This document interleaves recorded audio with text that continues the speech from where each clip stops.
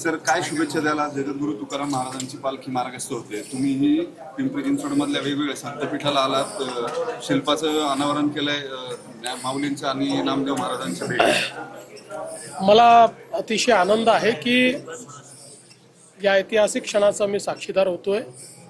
एकीकडे ज्ञानेश्वर माऊली आणि नामदेव महाराजांच्या भेटीचा जो ऐतिहासिक क्षण आहे, तो क्षण ज्या ठिकाणी पुनर्निर्मित करण्यात आलेला आहे त्या शिल्पाचं आज आम्ही उद्घाटन केलेलं आहे। पिंपरी चिंचवड महानगरपालिकेच्या माध्यमातून आमचे महेशदादा लांडगे यांच्या पुढाकाराने सुरू झालेलं संतपीठ, या संतपीठाच्या उद्घाटनाकरता भेट देण्याकरता या ठिकाणी मी आलो। मला अतिशय मनापासून आनंद आहे, कारण संतपीठ ही एक अतिशय सुंदर संकल्पना आहे। आपली जी संस्कृती आहे, आपला जो सांस्कृतिक ठेवा आहे, आपलं जे पारंपरिक ज्ञान आहे, संतांची जी वाणी आहे, संतांचे अभंग आहे, त्यातलं जी फिलॉसॉफी आहे, या सगळ्या गोष्टी जगापर्यंत पोचवायच्या असतील तर त्या आपल्या पुढच्या पिढ्यांपर्यंत देखील न्याव्या लागतील। आणि या ठिकाणी हे संपूर्ण संत साहित्य CBSE अभ्यासक्रमाच्या माध्यमातून संस्कृत, मराठी, हिंदी आणि इंग्रजी अशा चारही भाषांमध्ये शिकवलं जातं आहे। अतिशय सुंदर अशा प्रकारचं एक ज्ञान या ठिकाणी मुलांना प्राप्त होतं आहे।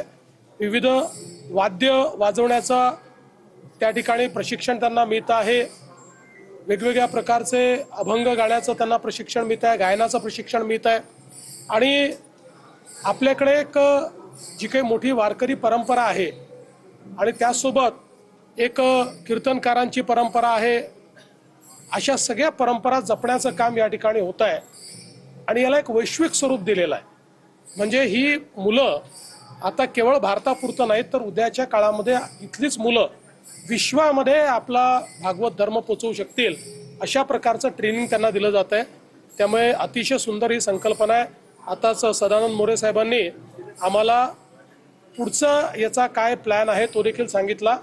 जो काही पुढचा याचा एक संकल्प आराखडा तयार करण्यात आला आहे, त्याला महाराष्ट्र सरकार पूर्ण मदत करेल।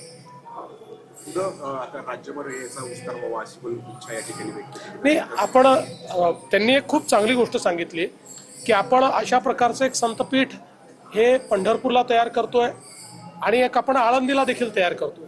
तर या सगळ्या गोष्टींचं एक प्रकारे एकमेकाला पूरक अशा प्रकारची सिनर्जी त्याची व्हावी, या दृष्टीनं ज्यातनं अतिशय परिपूर्ण अशा पद्धतीनं आमची भावी पिढी तयार व्हावी, या खूप चांगली संकल्पना त्यांनी मांडली आहे। त्यामुळे आमचा प्रयत्न असेल की याला एकमेकासोबत कसं जोडून घेता येईल। संतपीठाच्या